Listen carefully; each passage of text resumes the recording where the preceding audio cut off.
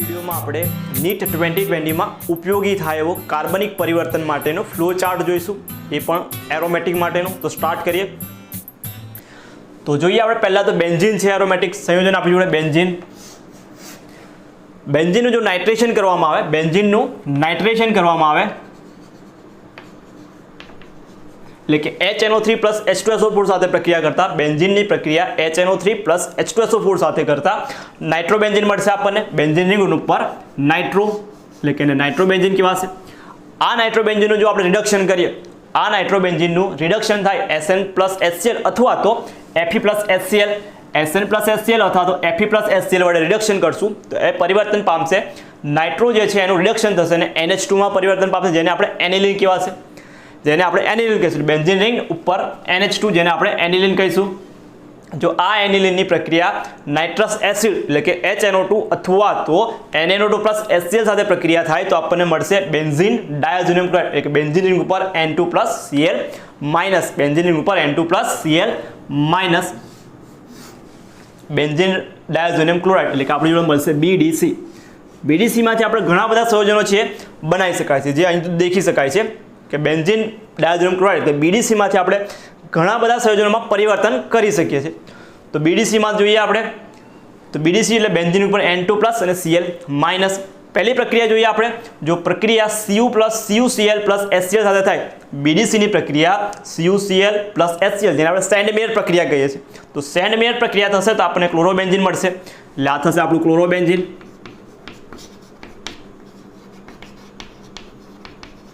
એટલે ક્લોરોબેન્ઝીન મળશે.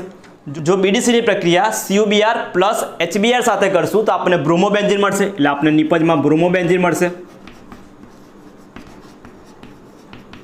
બેન્ઝીન ઉપર Br લાવી શકાશે. જો એની પ્રક્રિયા CuCN + KCN સાથે થાય, આ બે પ્રક્રિયા છે ને આ ત્રણ જે છે ને સેન્ડમેયર પ્રક્રિયા કહીએ છીએ આપણે.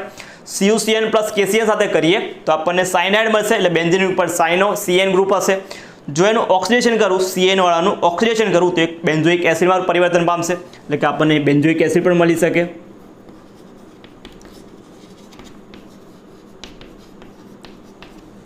બેન્ઝોઇક એસિડમાં પરિવર્તન પામે તો બેન્ઝોઇક એસિડ એટલે કે BDC માંથી CuCN + KCN સાથે પ્રક્રિયા કરતા સાયનોબેન્ઝીન, અને સાયનોબેન્ઝીનનું જો ઓક્સિડેશન કરું તો એ બેન્ઝોઇક એસિડ બને. જો ખાલી એને Ki સાથે ગરમ કરવામાં આવે એટલે કે BDC બેન્ઝીન ડાયઝોનિયમ ક્લોરાઇડને ખાલી Ki સાથે ગરમ કરશું તો આયોડો બેન્ઝીનમાં પરિવર્તન પામશે. આયોડો બેન્ઝીન બનશે એટલે કે આપણને આયોડો બેન્ઝીન મળશે નિપજ તરીકે. જો BDC ની પ્રક્રિયા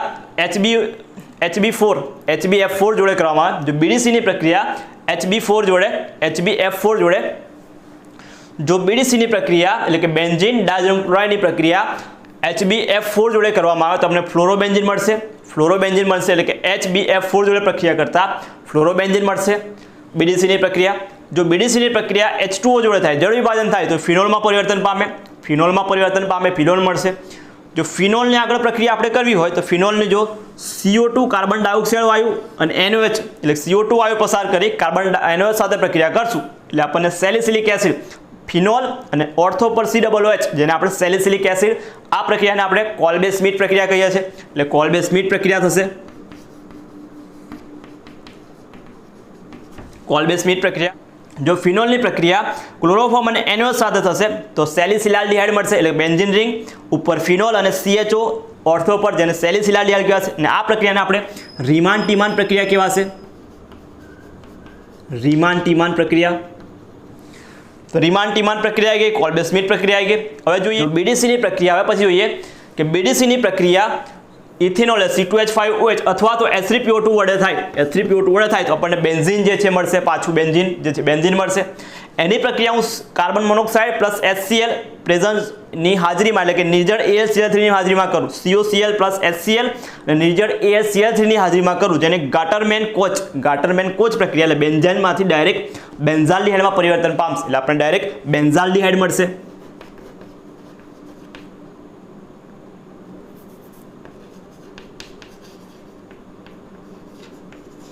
બેન્ઝાલ્ડિહાઇડ બનશે આપણને, અહીં બેન્ઝાલ્ડિહાઇડ મળશે. એટલે બેન્ઝાલ્ડિહાઇડ મળશે. જો એની પ્રક્રિયા NaNO2 અને કોપર જોડે થાય, NaNO2 અને કોપર જોડે થાય તો એ આપણને નાઇટ્રોબેન્ઝીનમાં પરિવર્તન પામશે. એટલે કે નાઇટ્રોબેન્ઝીન પણ મળી શકે આપણને. જો એની પ્રક્રિયા SN + HCl જો પ્રક્રિયા BDC ની SN + HCl રિડક્શન પ્રક્રિયા થશે તો હાઇડ્રોજન એટલે બેન્ઝીન રિંગ પર NH2 મળશે, બેન્ઝીન રિંગ પર NH2 જેને ફિનાઇલ હાઇડ્રોજન કહેવાશે, જેને ફિનાઇલ હાઇડ્રોજન કહેવાશે. જો એવી જ રીતે ક્લોરોબેન્ઝીનની પ્રક્રિયા આપણે NaOH સાથે કરીએ.